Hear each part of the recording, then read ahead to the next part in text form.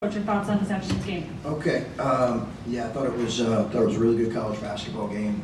Got the utmost respect for Coach Calipari, his team, that program. So obviously to get a win in a somewhat neutral site is fun, but tremendous. They're gonna have a great year.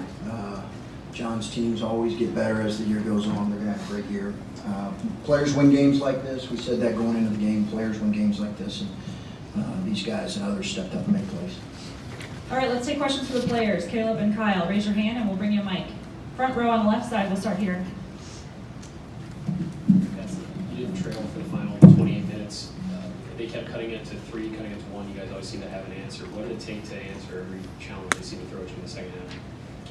Poise. I feel like we approached every possession with poise, most possessions.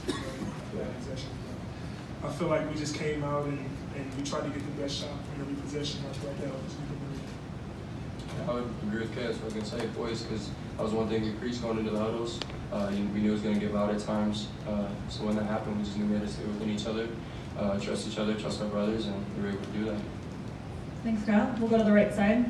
Now, in the last game, Nate Sestina was scoreless and he broke his wrist, 5 threes today. I'm wondering how much of a surprise, how much of an impact did he make? He made a big impact coming off the bench, scoring 17 points. You know, you got a guy like that on the team, that's good for your team. And having a boost like that off the bench. No, he's a great player. We played him previously, so we kind of knew what his game was about. We knew he's a player.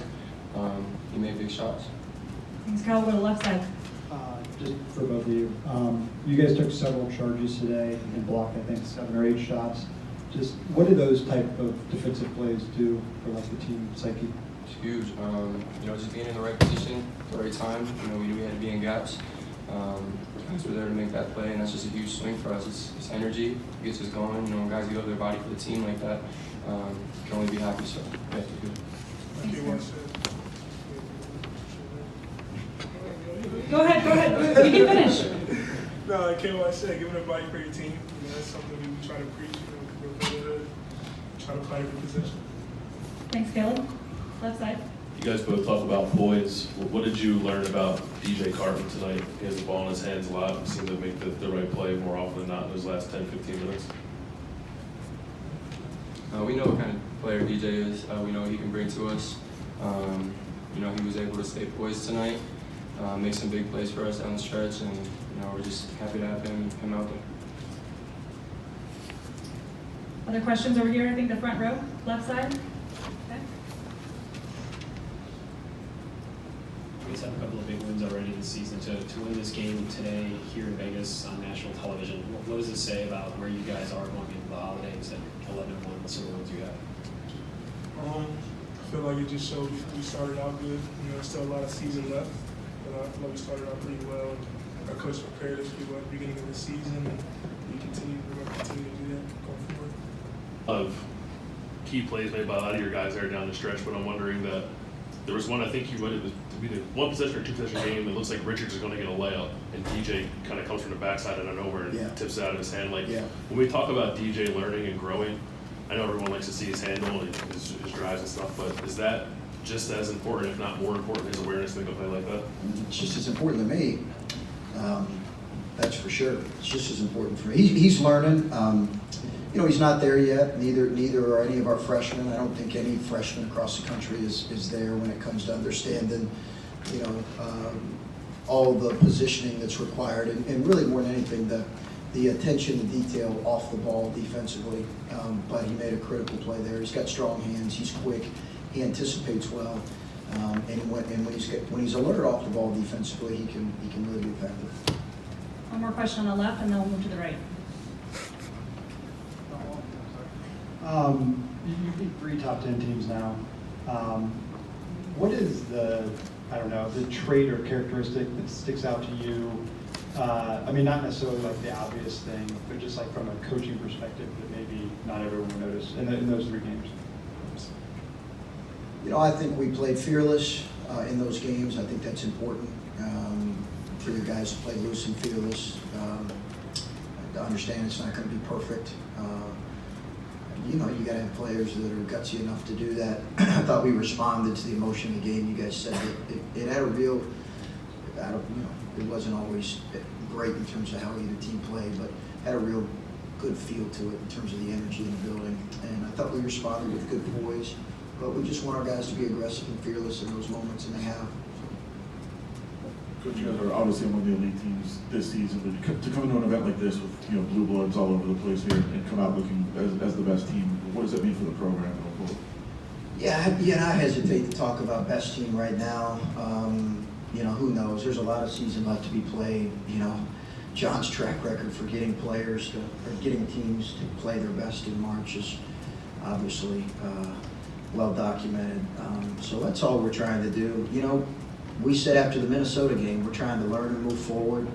Not one game defines us. Not one of those 3 wins defines us. It's a long season. We're just trying to get better. We'll see if we do that. Our league's a bear. Our league is a bear. So we got a great West Virginia team coming up after Christmas. Right now, Kentucky obviously has some warts. When you were diagnosing and game planning, what wart sticks out the most, I guess, where they've got to make progress and try to fix this thing? Yeah, you know, I think they're going to be fine. I really do. I mean, I think obviously the game the other night was, I thought Utah played really well. You know, they'll shoot the ball well. I think Sestina gives them, obviously, he was difficult for us. We were at halftime, and we had our entire halftime was consumed with how we're going to guard his ball screens. And we talked about doing a few different things from switching to full rotating.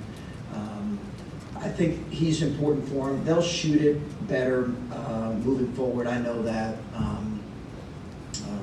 And I think they're going to be fine. But obviously that's what everybody points to is shooting and offense. I really think that'll come for sure. Left side, and then to the back. Coach, I think it was after the under-8 timeout, you came out and played zone a few possessions. What was the thought process there? You know, we didn't really go into the game. Actually, I didn't even talk to our players about playing zone. We have it in our bag, but I did not discuss it. I did not anticipate going and playing zone, but, you know, literally I'm watching just one more game this morning, and I just had that thought, like, I probably want to give it a look for a possession or two. And I didn't even tell the staff, but it was one of those kind of game time decisions. Go ahead. Chris, how much did this game sort of demand a competitive spirit from both teams, and how well do you think both teams responded? I thought they had great competitive spirit. I really did. And you expected that, right? After we certainly expected that they were going to come out, and I thought they really did. I just thought our guys certainly did as well, and they responded to every.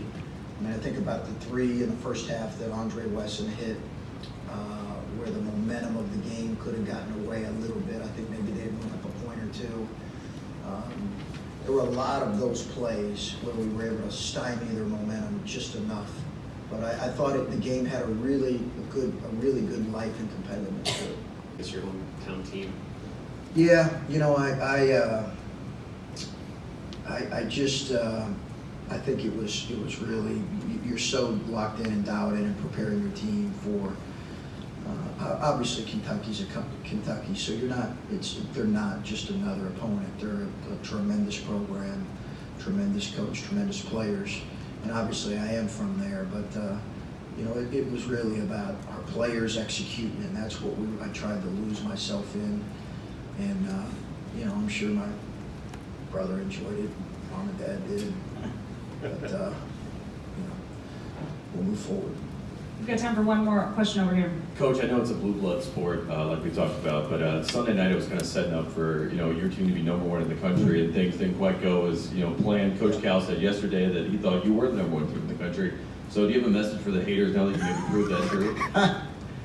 Yeah, Coach Cal, I noticed, has a way of saying things like that, right? Headed into the game.